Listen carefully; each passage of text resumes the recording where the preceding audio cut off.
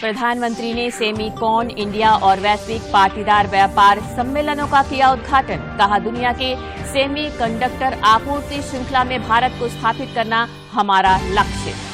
चौथे और अंतिम चरण के लिए त्रिस्तरीय पंचायत चुनाव के लिए आज से शुरू हुई नामांकन की प्रक्रिया। 27 मई को 23 जिलों के 72 प्रखंडों में डाले जाएंगे वोट। 12वीं हॉकी इंडिया राष्ट्रीय सब जूनियर पुरुष हॉकी चैंपियनशिप में भाग लेने के लिए झारखंड की टीम गोवा रवाना। सिमडेगा में 18 खिलाड़ियों को दिया गया विशेष प्रशिक्षण। और राज्य में गर्मी की कहर जारी। अगले 2 दिनों के बाद तापमान में थोड़ी हो सकती है गिरावट। आज कुछ जगहों पर हुई बूंदाबांदी।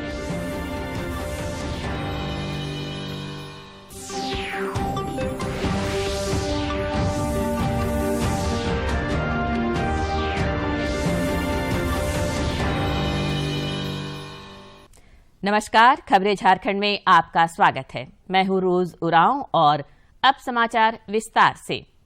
प्रधानमंत्री नरेंद्र मोदी ने आज वीडियो कॉन्फ्रेंस के माध्यम से बेंगलुरु में सेमीकॉन इंडिया सम्मेलन का उद्घाटन किया। यह सम्मेलन 3 दिनों तक चलेगा। इस अवसर पर प्रधानमंत्री ने दुनिया में सेमीकंडक्टर्स की महत्वपूर्ण भूमिका का उल्लेख करते हुए कहा कि हम सबका उद्देश्य भारत को वैश्विक सेमीकंडक्टर आपूर्ति श्रृंखला में प्रमुख भागीदारों में से एक बनाना है।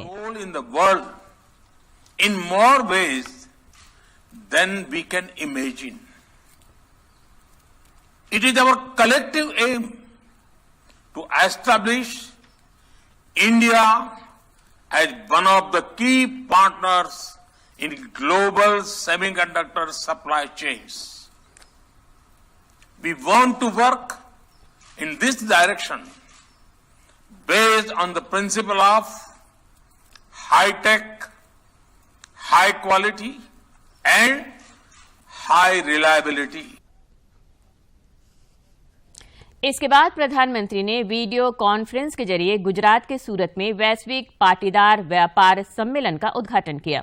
इस अवसर पर उन्होंने कहा कि देश में पर्याप्त संसाधन मौजूद हैं और हमें केवल आत्मनिर्भर भारत के लिए अपने आत्मविश्वास और आत्मनिर्भरता की भावना को प्रबल करने की जरूरत है। एक नया विश्वास जगाने का प्रयास किया जा रहा है। अपनी नीतियां, अपने एक्शन के माध्यम से सरकार का निरंतर प्रयास है कि देश में ऐसा माहौल बने कि सामान्य से सामान्य परिवार का युवा भी एंटरप्रेन्योर बने, उसके सपने देखे, वो एंटरप्रेन्योरशिप पर गर्व करे। Make in India, make for the world, इसको नए भारत की नई संस्कृति बनाने के लिए मैं समझता हूं काम किया जा रहा है। केंद्रीय कोयला मंत्री प्रहलाद जोशी अपने 2 दिवसीय झारखंड दौरे के बाद आज बेंगलुरु चले गए। इस दौरान उन्होंने अधिकारियों के साथ बैठक कर थर्मल पावर प्लांट के लिए कोयला की पर्याप्त उपलब्धता सुनिश्चित करने का निर्देश दिया। उन्होंने सीसीएल, बीसीसीएल और ईसीएल समेत कोल इंडिया के वरीय पदाधिकारियों के अलावा राज्य सरकार के अधिकारियों के साथ अलग अलग बैठकें की।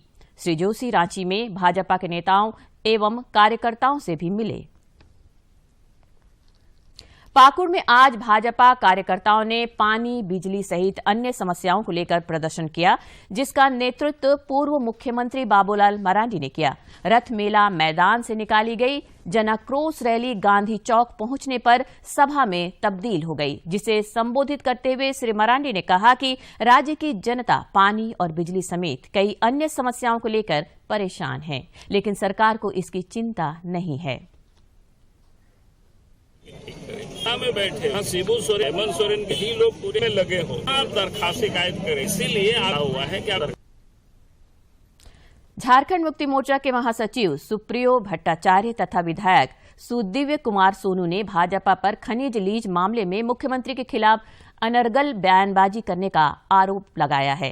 रांची में पत्रकारों से बातचीत करते हुए इन नेताओं ने कहा कि भाजपा के नेता जिस माइंस की बात कर रहे हैं उसमें एक छटाक भी उत्खनन नहीं हुआ है। सुना जाना चाहिए। तो हम यह बात के लिए बड़े इत्मीनान है, आश्वस्त हैं कि हेमंत सोरेन जी के मामले में उनको उनका पक्ष रखने का मौका दिया जाएगा। और इसमें बहुत महत्वपूर्ण चीजें और यह है कि सर्वप्रथम इस माइंस से, ये 80 डेसिमल की माइंस है, 1 एकड़ से कम, जो कि उपायुक्त के स्तर से इसका निष्पादन होता है।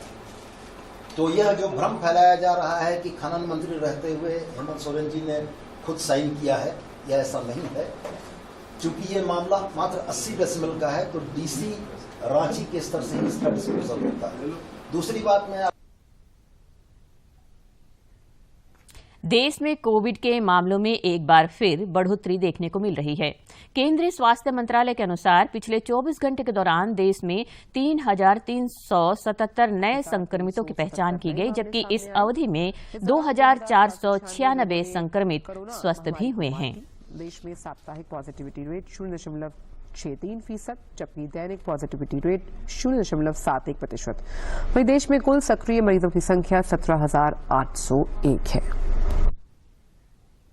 इधर झारखंड में कोरोना के सक्रिय मामलों की संख्या बढ़कर 28 हो गई है। इनमें 22 संक्रमित रांची जिले के हैं, जबकि पूर्वी सिंहभूम और बोकारो में 3-3 मरीजों में कोरोना की पुष्टि हुई है। इधर कोविड-19 की चौथी लहर की आशंका को देखते हुए राजधानी रांची के रिम्स स्थित इंटीग्रेटेड कोविड सेंटर में तैयारियां तेज कर दी गई हैं। यहां कोरोना के नए वेरिएंट का पता लगाने के लिए जीनोम सीक्वेंसिंग मशीन भी आ चुकी है। इसके साथ चिकित्सकों को भी अलर्ट पर रहने का निर्देश जारी कर दिया गया है।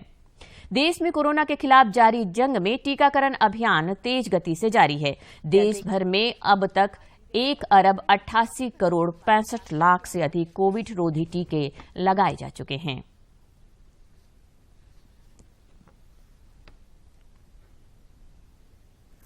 राज्य में चौथे और अंतिम चरण के त्रिस्तरीय पंचायत चुनाव के लिए आज अधिसूचना जारी होते ही नामांकन की प्रक्रिया शुरू हो गई। चौथे चरण में सरायकेला खरसावां को छोड़कर 23 जिलों के 72 प्रखंडों में 27 मई को वोट डाले जाएंगे। नामांकन की आखिरी तारीख 6 मई है। इसके बाद नामांकन पत्रों की जांच कर 12 मई को अभ्यर्थियों को चुनाव चिन्ह आवंटित किया जाएगा। चौथे चरण में 18,920 पदों के लिए मतदान होगा। तृतीय चरण के पंचायत चुनावों के लिए आज नामांकन के तीसरे दिन तक 7,220 प्रत्याशियों ने पर्चे दाखिल किए। राज्य निर्वाचन आयोग से प्राप्त जानकारी के अनुसार तीसरे चरण के लिए अब तक ग्राम पंचायत समिति सदस्य के लिए 2,261 महिला और 1,704 पुरुष प्रत्याशियों ने पर्चे दाखिल किए हैं। वहीं मुखिया पद के लिए 1,022 महिला एवं 784 पुरुषों ने नामांकन पत्र भरे हैं।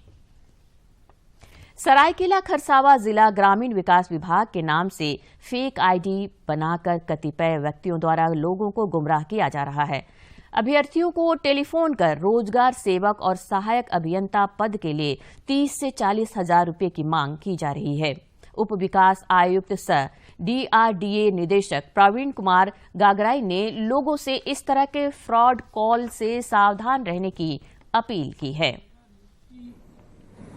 को लेकर के कुछ फेक कॉल्स लोगों को आ रहे हैं और रोजगार सेवक और सहायक अभियंता के पद के लिए नियुक्ति निकाली गई थी, जो कि नियुक्ति अभी स्थगित है। लेकिन फेक कॉल के माध्यम से कैंडिडेट्स से पैसे की मांग की जा रही है, 30-40 हजार रुपये, और एडवांस के तौर पर 10,000 रुपये दीजिए और बहुत जल्दी ये मेरिट लिस्ट निकलने वाला है। इस तरह की शिकायत हमें मिल रही है। मैं आम पब्लिक और कैंडिडेट्स को ये सूचना देना चाहता हूँ कि ये फेक कॉल्स है। इस तरह की कोई कॉल्स DRDA से नहीं जा रहा है। इसका ये जो कॉलर जा रहा है, इसका नंबर मैं बता देना चाहता हूँ।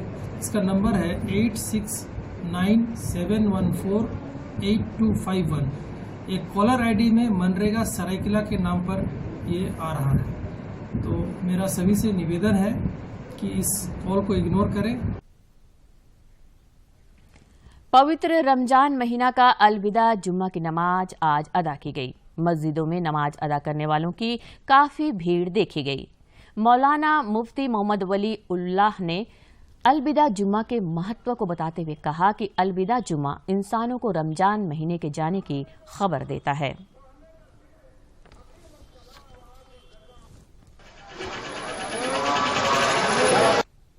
मुफ्ती मोहम्मद वलीउल्लाह अल-मज़ाहिरी मस्जिद उमर के इमाम व खतीब जो हिंद पीढ़ी निज़ाम नगर हिंद पीढ़ी में जो मस्जिद है मस्जिद उमर वहीं के इमाम व खतीब कि अब रमज़ानुल मुबारक का जो महीना था बाबरकत महीना था वो अब जाने वाला है। तो इस अलविदा में खुशियों को मनाने से ज़्यादा बेहतर ये है और बाकी चीज़ों को करने से ज़्यादा बेहतर ये है कि इंसान अपने आप को अल्लाह के सामने ला करके और अपनी गलतियों की तलाफ़ी करा करके अपनी गलतियों की माफ़ी करा करके और उसके बाद जन्नत का हकदार बने। ये हमारा अलविदा जो आता है ये सबक देता है। ये नहीं कि हम जो है खुशियों को मनावें और अपने वक्त को जो है फजूल चीज़ों में खर्च करें। समाचारों का सिलसिला जारी रहेगा, लेकिन इस विराम के बाद।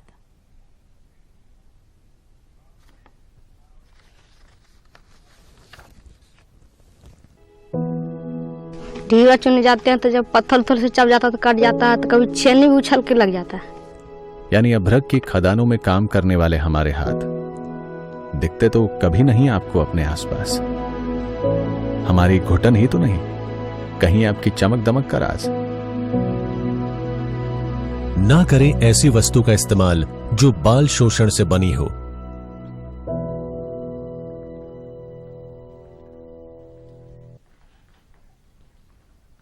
विराम के बाद खबरें झारखंड में फिर से आपका स्वागत है। प्रधानमंत्री नरेंद्र मोदी ने आज अपने आवास पर सिख शिष्टमंडल की मेजबानी की। इस अवसर पर उन्होंने कहा कि गुरुद्वारों में जाना, सेवा में समय देना, लंगर पाना, सिख परिवारों के घरों पर रहना उनके जीवन का हिस्सा रहा है। श्री मोदी ने कहा कि गुरु नानक देव जी ने पूरे राष्ट्र की चेतना को जगाया था और पूरे राष्ट्र को अंधकार से निकालकर प्रकाश की राह दिखाई थी। प्रकाश पर्व भी पूरी श्रद्धा के साथ देश विदेश में मनाया था। गुरु गोविंद सिंह जी के 350वें प्रकाश पर्व का सौभाग्य भी हमें ही मिला था। साथियों, इसके साथ ही इसी कालखंड में करतारपुर साहिब कॉरिडोर का निर्माण भी हुआ। आज लाखों श्रद्धालुओं को वहां शीश नवाने का सौभाग्य मिल रहा है।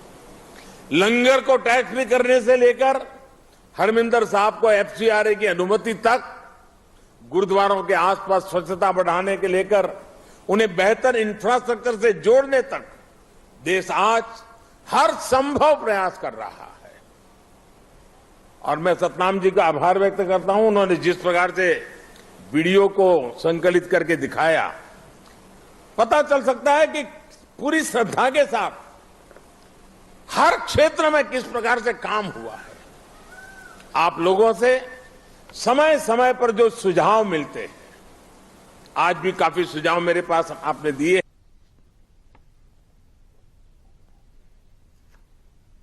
गोवा में 4 से 15 मई तक होने वाली 12वीं हॉकी इंडिया राष्ट्रीय सब जूनियर पुरुष हॉकी चैंपियनशिप में भाग लेने के लिए आज झारखंड की टीम गोवा के लिए रवाना हो गई। इस चैंपियनशिप में हिस्सा लेने के लिए सिमडेगा के एस्ट्रोटर्फ हॉकी स्टेडियम से 28 खिलाड़ियों को विशेष प्रशिक्षण दिया गया, जिनमें से 18 खिलाड़ियों को चयनित कर गोवा भेजा गया है। हॉकी झारखंड के मनोज कोनबेगी ने बताया कि अमृत तिर्की को टीम का कप्तान बनाया गया है। झारखंड का पहला मैच 6 मई को उत्तराखंड से होगा। और अब देखते हैं बेंगलुरु में आयोजित खेलो इंडिया यूनिवर्सिटी गेम्स की कुछ झलकियां।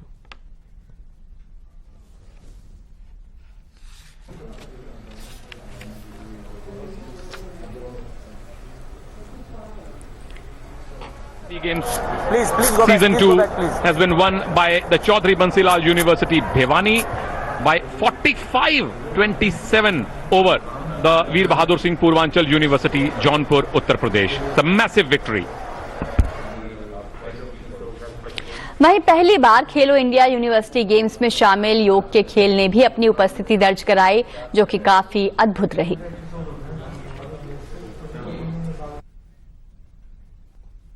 और अब कुछ खबर राज्य के विभिन्न जिलों से।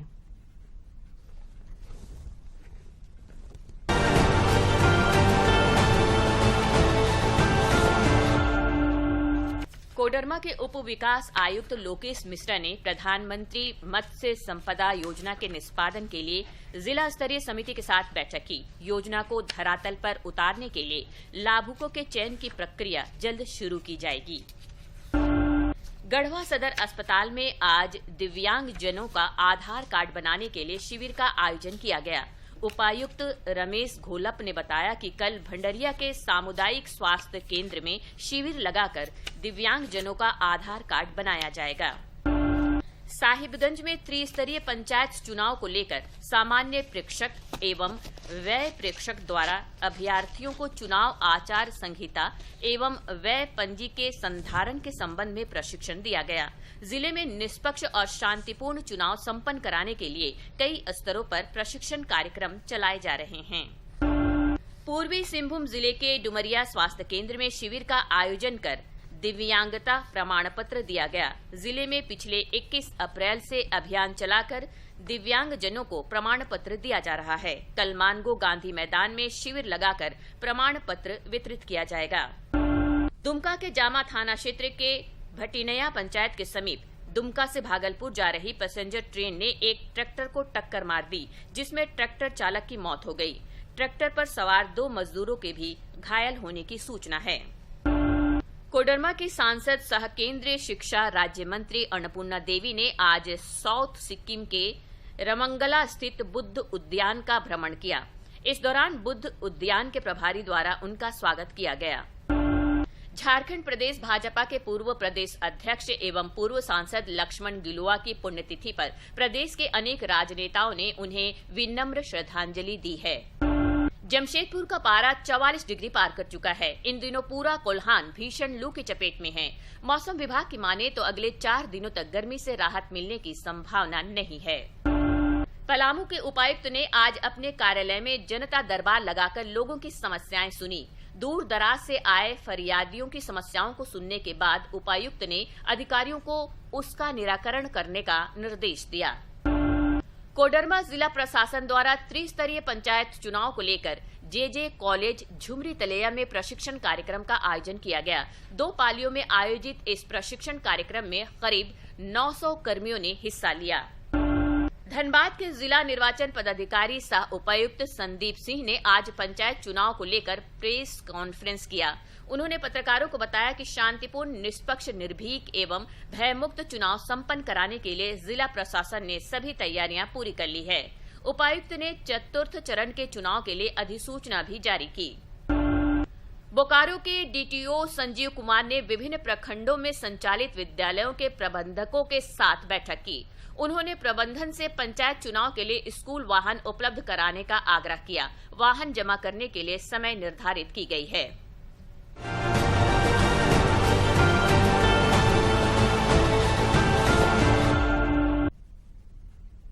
झारखंड में गर्मी की कहर अभी जारी है। मौसम विभाग के अनुसार अगले 3 दिनों के बाद तापमान में थोड़ी गिरावट हो सकती है। आज रांची सहित राज्य के कई हिस्सों में दोपहर बाद हल्की बूंदाबांदी हुई। मौसम विज्ञान केंद्र रांची के अनुसार 1 से 3 मई के बीच राज्य के कुछ हिस्सों में हल्की बारिश हो सकती है। इस दौरान तेज हवाएं और वज्रपात होने की भी संभावना है। राज्य में आंशिक बादल छा सकते हैं, साथ साथ आंशिक बादल के साथ साथ गर्जन वाले बादल भी कहीं कहीं बन सकते हैं। 1 मई, 2 मई और 3 मई को आंशिक बादल के साथ राज्य के पूर्वी तथा निकटवर्ती भागों में कहीं कहीं वर्षा की भी संभावना है। अब तापमान की बात करें तो अगले 2 दिन अधिकतम तापमान में कोई बड़े बदलाव की संभावना नहीं है। उसके अगले 3 दिन बाद तापमान में 3 से 4 डिग्री सी की गिरावट की संभावना बताई जा रही है, खासकर राज्य के उत्तरी और मध्य भाग में। और चेतावनी तो अब इसके बाद चेतावनी में अभी भी अगले 3 दिन राज्य में लू चलने की संभावना जताई जा रही है। उसमें 29-30 अप्रैल को राज्य के कुछ मध्य जिले हैं, पश्चिमी भाग के जिले हैं और फिर साउथ ईस्ट पार्ट के कुछ भाग हैं। पाकुड़ जिले में विलुप्त हो रहे आदिम जनजाति पहाड़िया परिवार के बच्चों को शिक्षित बनाने की दिशा में प्रयास किया जा रहा है।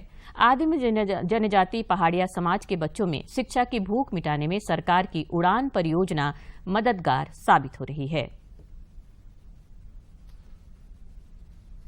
कोरोना संक्रमण के फैलाव के बाद खासकर पहाड़िया परिवार के वैसे बच्चे जो स्कूल बंद होने एवं गरीबी की वजह से शिक्षा से कोसों दूर हो गए थे, उन्हें मुफ्त शिक्षा मुहैया कराने के लिए सरकार ने उड़ान परियोजना के तहत पीवीटीजी पाठशाला शुरू किया। इसके तहत जिले के पाकुड़ प्रखंड में 4, महेशपुर में 9, लिट्टीपाड़ा में 20 एवं अमड़ापाड़ा के 21 आदिम जनजाति पहाड़िया बहुल गांव में पीवीटीजी पाठशाला चलाया जा रहा है। Jharkhand state livelihood promotion society के अंतर्गत उड़ान परियोजना के तहत हम लोग प्यादापुर गांव में पीवीटीजी पाठशाला का पिछले 2 साल से आयोजन कर रहे हैं। इसमें हमारी लक्की सरदार दीदी के द्वारा पहाड़िया दीदी के उनके बाल बच्चे जो गरीबी की स्थिति में उनकी अपने बच्चे को स्कूल नहीं भेज पाते थे, वो उनके बच्चे आके निःशुल्क शिक्षा यहाँ प्राप्त कर रहे हैं। इसी संदर्भ में जिले में करीब 54 गांवों में इस तरह की पाठशालाएँ चल रही हैं, जहाँ पे हम लोग पीवीटीजी समुदाय के जो बच्चे हैं उनको ब्रिज कोर्स जैसा सपोर्ट दे रहे हैं। इन पाठशालाओं में बतौर शिक्षिका Jharkhand state livelihood promotion society द्वारा संचालित समूह से जुड़ी सखी दीदियां गांव के नौनिहालों को मुफ्त में शिक्षा मुहैया कराने का काम कर रही है। प्रतिदिन 1 घंटे जिले के 54 पीवीटीजी पाठशालाओं में बच्चे मुफ्त में शिक्षा हासिल कर रहे हैं। जो पहाड़िया दीदी लोग गरीब है, वो लोग स्कूल में सही ढंग से स्कूल जाते थे, सही ढंग से नहीं पढ़ा पाते हैं, इसीलिए हम समूह से बच्चा लोग को पढ़ा रहे हैं। बच्चे रोज पूरी लगन के साथ पाठशाला पहुंचकर शिक्षा हासिल कर रहे हैं। जिन बच्चों को पीवीटीजी पाठशाला के जरिए शिक्षा मुहैया कराने का काम किया जा रहा, इनके अभिभावक मजदूर तबके के हैं। कई बच्चों की माताएं घरेलू कामकाज के बाद बीड़ी बनाती है। यहाँ पे जो पीवीटीजी चल रहा है, लॉकडाउन से नहीं हो रहा था, अब हो रहा है, तो मेरा बच्चा यहाँ पर पढ़ने आता है तो बहुत कुछ सीख रहा है। हम लोग को पढ़ाती है, हम लोग हर दिन पढ़ने आते हैं और हम लोग पढ़ लिख के बड़े इंसान बनेंगे। खास बात यह है कि उड़ान परियोजना के तहत जिन गांवों में आदिम जनजाति पहाड़िया परिवार के बच्चों को मुफ्त शिक्षा मुहैया कराई जा रही, उनमें से कई गांव तो दुर्गम क्षेत्रों और पहाड़ों पर है। अब इन पाठशालाओं में पढ़ रहे बच्चों को खेल सामग्री के अलावे पठन पाठन सामग्री भी मुहैया कराने की योजना पर काम किया जा रहा है। पाकुड़ से राम प्रसाद सिन्हा की रिपोर्ट। और अब जानते हैं सेहत की बात। विश्व टीकाकरण जागरूकता सप्ताह मनाया जा रहा है। इसका उद्देश्य है टीकाकरण के विषय में जानकारी और जागरूकता बढ़ाना। टीकाकरण बच्चों के स्वास्थ्य के लिए विशेष महत्व रखता है। बच्चे का नियमित टीकाकरण बहुत ही आवश्यक है और जन्म से ही शुरू हो जाना चाहिए। जैसे ही बच्चा पैदा होता है 24 घंटे के अंदर अंदर बच्चे को पोलियो की 0 खुराक, बीसीजी का टीका और एक जो हम जिसको कहते हैं हेपेटाइटिस बी, पीलिया से बचाने का टीका, उसकी 1 खुराक जन्म पे दे देनी चाहिए। उसके बाद जब बच्चा 6 हफ्ते का होता है तो 6 हफ्ते पे हमें पोलियो की पहली खुराक, डीपीटी का पहला टीका और हेपेटाइटिस बी का दूसरा टीका हम दे सकते हैं। पेंटावेलेंट नाम से वैक्सीन उपलब्ध है, तो हम ओरल पोलियो की खुराक और पेंटावेलेंट वैक्सीन दे देते हैं, जिसमें 5 बीमारियों का एक साथ सम्मिलित होता है। जब बच्चा 10 हफ्ते का और 14 हफ्ते का होता है तो इन टीकों की तीसरी खुराक हमें दूसरी और तीसरी खुराक भी देनी होती है। 9 महीने पे हम खसरे का टीका लगा देते हैं और साथ में एक विटामिन ए की खुराक दे देते हैं। ये हमारा प्राइमरी इम्यूनाइजेशन जिसको हम कहते हैं वो पूरा हो जाता है और फिर 1.5 साल पे शुरू होता है बूस्टर खुराक। बूस्टर खुराक हम डीपीटी की, पोलियो की दे देते हैं और उसके बाद इसी तरह से 1.5 साल पे हम ये खुराक देते हैं। पूर्ण टीकाकरण करवाने से बच्चों को कई तरह के संक्रमण और बीमारियों से बचाया जा सकता है और उनके जीवन को सुरक्षित रखा जा सकता है। अगर बच्चा गंभीर रूप से बीमार है तो उस समय टीका नहीं देना चाहिए हमें इंतजार करना चाहिए कि जब बच्चा स्वस्थ हो जाए उस समय दे दे। लेकिन जो आम जीवन की समस्याएं हैं, जैसे हमें हल्का फुल्का बुखार हो गया, खांसी हो गई, नाक चलने लगी, छींकें आने लगी, ये एक वायरल सिम्टम्स के लक्षण होते हैं, मामूली बीमारियां होती हैं, इनमें कोई टीका रोकने की आवश्यकता नहीं है और नियम से टीका देना चाहिए। सही और पूर्ण टीकाकरण करवा के बच्चों से लेकर वयस्कों तक सभी के जीवन को सुरक्षित रखा जा सकता है, इसलिए टीकाकरण अवश्य करवाएं। किरण भारद्वाज, डीडी न्यूज। गोड्डा जिले के किसानों को कृषि विभाग द्वारा समेकित पोषण प्रबंधन के तहत खाद के उपयोग संबंधी जानकारी दी जा रही है। इससे किसानों को काफी लाभ हो रहा है। गोड्डा के किसान रंजन मंडल ने प्रशिक्षण के बाद बताया कि उन्हें रासायनिक और जैविक खाद के उपयोग के बारे में बताया गया है। किसानों के लिए जैविक खाद का उपयोग अधिक लाभकारी है, क्योंकि रासायनिक खाद से कृषि के साथ साथ भूमि को भी क्षति पहुंच रही है। देखिए, अगर कोई सी मिट्टी अम्लीय हो गई तो उसके लिए आपका किस चीज़ का व्यवहार करना होगा, और अगर कोई मिट्टी क्षारीय होगी तो उसके लिए भी क्या चीज़ का व्यवहार करना होगा, जो कि पहले हमारे मन में नहीं था। जैसे एजेटोबैक्टर या फिर राइजोबियम, जो कि हम दलहनी फसलों में यूज करते हैं, इससे क्या होता था, मृदा भी हमारी कुछ खराब हो जाती थी। तो अब हम ये जो प्रशिक्षण हमें मिला, मैं जाके वहाँ पर बताऊँगा कि आप जो यहाँ पर यूरिया की मात्रा दे रहे हो, आप यहाँ पर क्या करो, एक राइजोबियम नामक जो जीवाणु होते हैं उसको दे दो। महेशपुर की पूनम कुमारी ने कहा कि उन्हें ट्रेनिंग के बाद एक सर्टिफिकेट दिया जाएगा, जिसके आधार पर वह गांव में जाकर अपना खाद का दुकान खोलेंगी। बीज के बारे में भी जानकारी दे रही है, खादों के बारे में भी नई तकनीकों के बारे में हमें जानकारी दे रही है। हाँ, मैं जहाँ फर्टिलाइजर की दुकान खोलूँगी, मैं इसके बारे में किसानों को बताऊँगी। कृषि पदाधिकारी के द्वारा मुझे लाइसेंस देंगे, वहाँ से फिर मैं लाइसेंस लेके अपना रोजगार चलाऊंगा अपना गांव में। कृषि वैज्ञानिक डॉक्टर मुकेश ने कहा कि कृषि विज्ञान केंद्र द्वारा खाद संबंधी जानकारी गांव-गांव में पहुंचाई जा रही है। कम खाद का उपयोग करने पर उनकी आमदनी बढ़ेगी। पहले जो लोग खाद विक्रेता उनको कोई जानकारी नहीं थी, तो इसके माध्यम से हम लोग जानकारी देना चाहते हैं कि ये गांव-गांव जो भी किसान हैं उनकी आमदनी को कैसे बढ़ा सकें। अपना जितना ये जानकारी पहुँचा पाएंगे उसके उनका आमदनी बढ़ सकता है। और हम लोग और भी इसमें काम कर रहे हैं कि प्रत्येक वर्ष कम से कम एक ट्रेनिंग जो किया जा रहा है। गोड्डा जिले में कृषि विज्ञान केंद्र द्वारा समय समय पर विभिन्न प्रशिक्षणों का आयोजन किया जा रहा है, जिसका लाभ किसानों को मिल रहा है। गोड्डा से रंजन कुमार की रिपोर्ट। और अंत में मुख्य समाचार एक बार फिर।